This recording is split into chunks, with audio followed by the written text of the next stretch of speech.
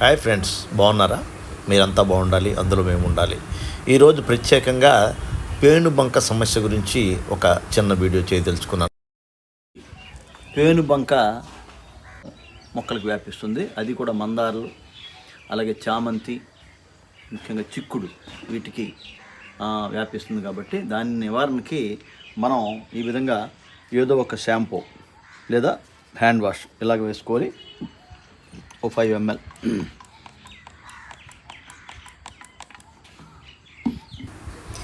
మీకు అందుబాటులో వేప నూనె ఉంటే వేప నూనె 5 ml వేయండి. వేప నూనె కానీ లేకపోతే ఇంట్లో మనం వాడేసిన ఏదో ఒక నూనె అది కూడా వేసుకోవచ్చు. అలా వేసుకొని దానికి 1 లీటర్ వాటర్,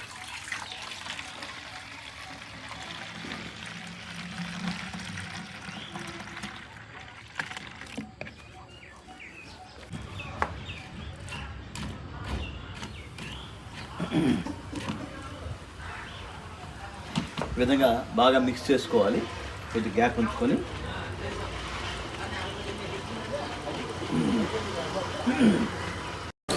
మొక్కకు పేనుబంక దట్టంగా ఉందనుకోండి, ఆ కొమ్మల్ని తీసియండి. లేదు కొద్దిగా ఉందంటే దాన్ని ముందు వాటర్లో బాగా కడిగేసేయండి, ఫోర్స్గా కడిగేసేయాలి. అలా కడిగేసిన తర్వాత అప్పుడు మనం బాగా కలిపిన ఈ ద్రావణాన్ని పిచికారి.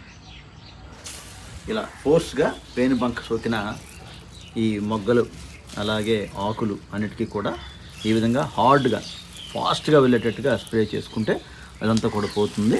దాన్ని పూర్తిగా కడిగేసేటట్టుగా మనం స్ప్రే చేయాలి. చూడండి ఎలా పట్టిందో.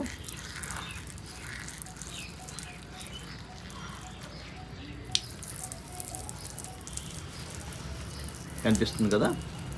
అలాగే ఈ మొక్కల్ని మనం ఈ మొక్క నుండి వేరు చేసి దాన్ని దూరంగా పెట్టుకొని మనం బాగా స్ప్రే చేసుకోవాలి. అలా చేస్తే దీంతో ఎఫెక్ట్ దానికి ఉండదు అనమాట.